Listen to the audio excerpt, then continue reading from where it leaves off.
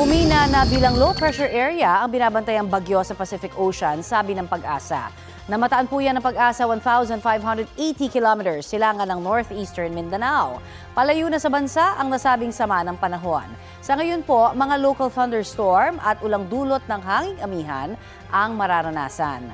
Base sa rainfall forecast ng Metro Weather, ilang bahagi lamang ng Northern Luzon, Aurora, Southern Luzon, Visayas at Mindanao ang posibleng magkaroon ng light to moderate rains bukas at sa linggo.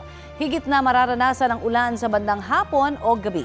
Mababa naman ang tsansa ng ulan dito sa Metro Manila ngayong weekend. Bahagya muling huhupa ang init at alinsangan.